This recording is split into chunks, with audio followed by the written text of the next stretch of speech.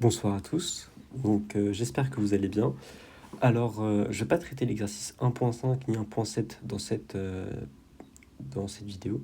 Je vais tout de suite passer à l'exercice 1.6, car l'exercice 1.5 et 1.7 sont des exercices un peu plus délicats qui n'ont pas été corrigés en TD, donc je ne sais pas si ce que j'ai produit concernant ces exercices est bon.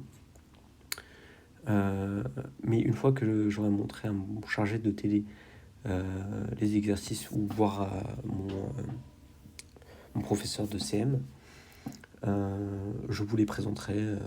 Mais d'après mon chargé de TD, c'est pas des exercices qui sont extrêmement importants, étant donné que, vu leur difficulté, c'est très peu probable qu'ils tombent en examen ou en partiel. Bref, donc ceci étant dit, on va commencer par le sixième exercice. On va faire le sixième exercice de la feuille de TD1. Alors, le premier exercice, c'est qu'il faut linéariser cosinus t au cube.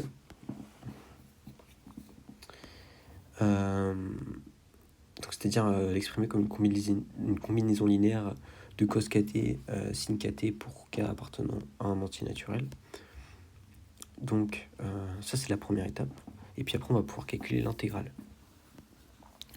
Puis calculer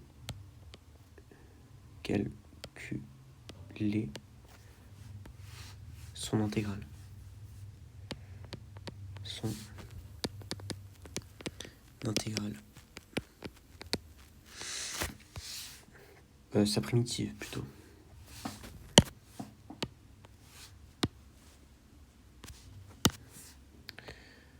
Calculer sa primitive. Hop. Donc, on utilise les formules de Euler. Alors, si vous ne connaissez pas les formules de Euler, il y a un moyen mnémotechnique pour vous rappeler. C'est que vous prenez un nombre complexe, donc de la forme A plus IB, et son conjugué A moins IB. On remarque que si on fait Z moins plus Z bar, on a 2 fois A. Or, A est égal à la partie réelle de Z. Donc, Z plus Z bar sur 2 est égal à la partie réelle de Z. Et si on fait la différence de c'est égal à moins 2 IB.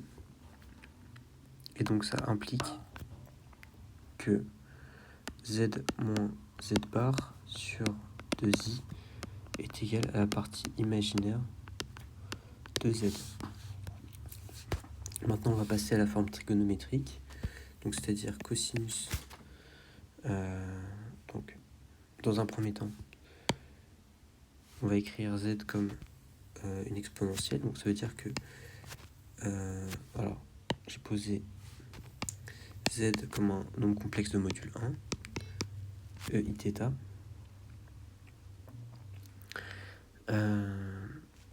Et donc son conjugué c'est égal à exponentielle moins iθ. Et donc du coup on a e iθ plus e moins iθ qui est égal, oula, il y a un petit bug.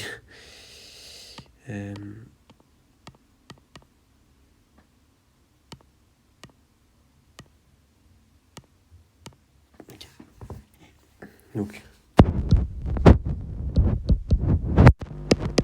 exponentielle moins iθ sur 2 c'est égal à la partie réelle de Z.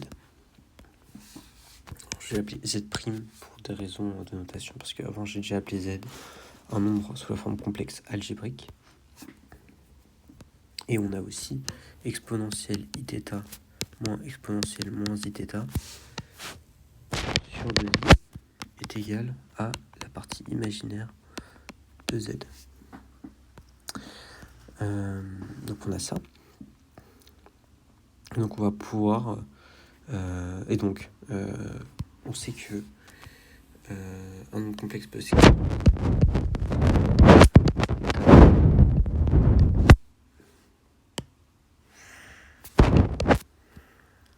cos θ plus i sin θ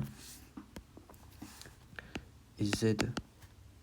Donc en fait, les deux notations sont équivalentes. Donc je peux juste l'appeler z tilde, pardon. Hop.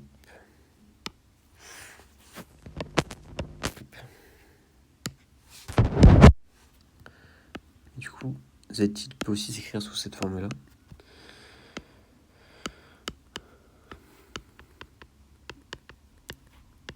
Sin θ.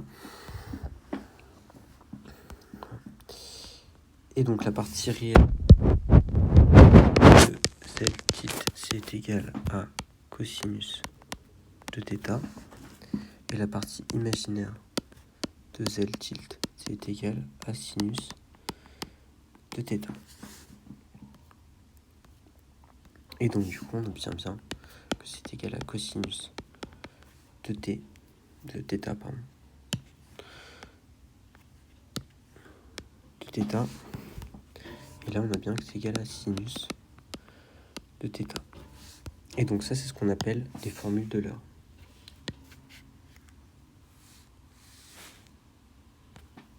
Hop.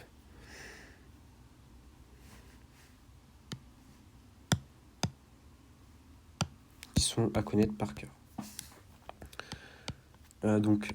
Comme on me l'a demandé dans la dernière vidéo, je posterai l'ensemble de mes notes.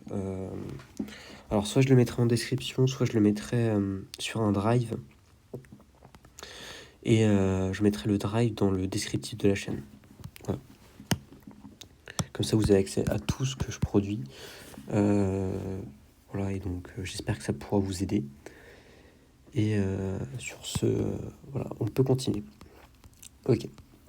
Donc, on a la partie, donc voilà, et donc du coup, on va se servir de ça pour linéariser cosinus cube.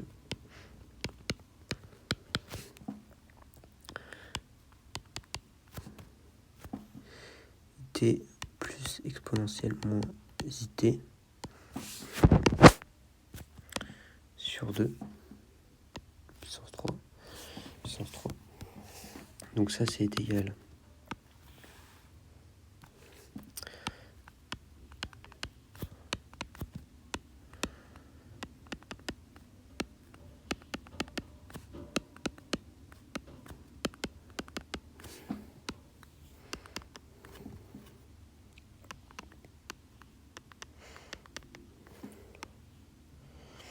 Donc là, pour développer, j'utilise le triangle de Pascal.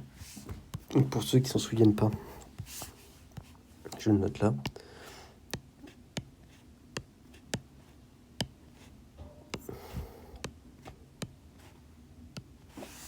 Voilà, donc ça c'est le triangle de Pascal. Comme vous voyez, ça fait une forme de triangle. Voilà, et donc ça c'est ce qu'on appelle le triangle de Pascal. Donc comment il se construit? On fait 1 plus 0, ça fait 1. 1 plus 1, ça fait 2. 1 plus 2, ça fait 3. 1 plus 2 plus 1, ça fait 3, etc. ainsi de suite. Et donc ça donne en fonction du degré de l'équation. Donc l'étage de la pyramide nous donne le degré de l'équation. Et là, on a une équation de degré 3. Du coup, j'utilise la troisième ligne du triangle de Pascal. Donc 2 au cube, je vais l'écrire comme 2 au carré fois 2. Et je vais arranger les termes. Et donc on a que c'est égal à exponentielle de 3it plus exponentielle de moins 3it sur 2 fois 2. Alors, hop. Pour des raisons de lisibilité, je vais séparer la fraction en deux. Plus 3 2 carré fois 2. Exponentielle t plus exponentielle moins 10t.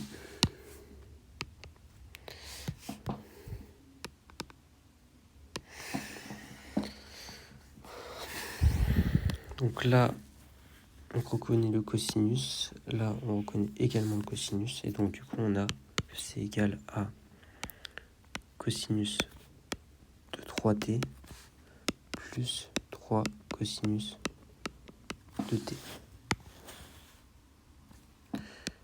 sur 4.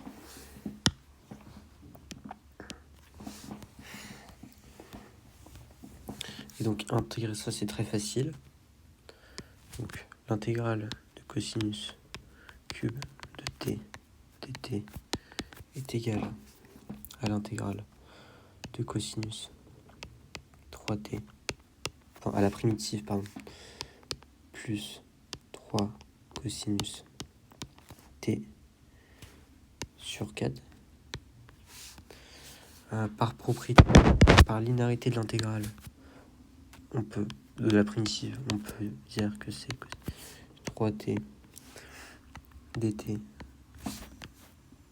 sur 4 plus 3 quarts cosinus de t. Et donc,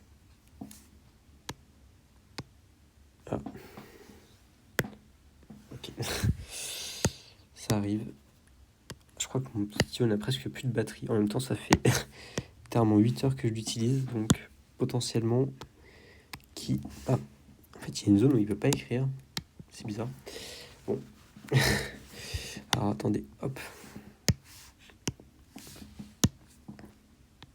Voilà, ça refonctionne. Ok. Donc, ok.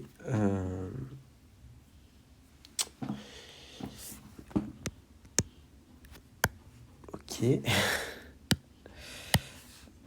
Courage, il te reste plus que quelques lignes à écrire. Donc ça c'est c'est sinus de... Ok. Hop. Donc là c'est hop sinus de 3t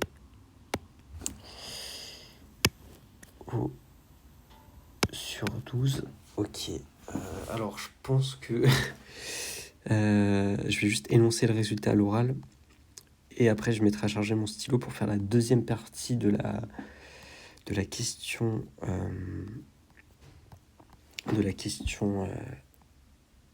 6, de l'exercice 6. Voilà, donc la réponse du coup à cette question, c'est que vous devez tomber, donc la primitive de cos 3t sur 4, c'est égal à sinus 3t sur 12, plus, du coup, là c'est la deuxième partie d'intégrale, plus 3 quarts de sin de t. Voilà. Donc désolé pour ce contretemps. En même temps, c'est vrai que ça fait depuis... bon, j'ai fait une pause pour manger, mais ça fait quand même depuis assez longtemps que je tourne. Donc ça devait arriver. Et donc du coup, je vais devoir mettre à charger mon stylo. Et sur ce, passer une bonne soirée. Je mets à charger mon stylo et je poste la suite de l'exercice une fois que mon stylo sera de nouveau chargé.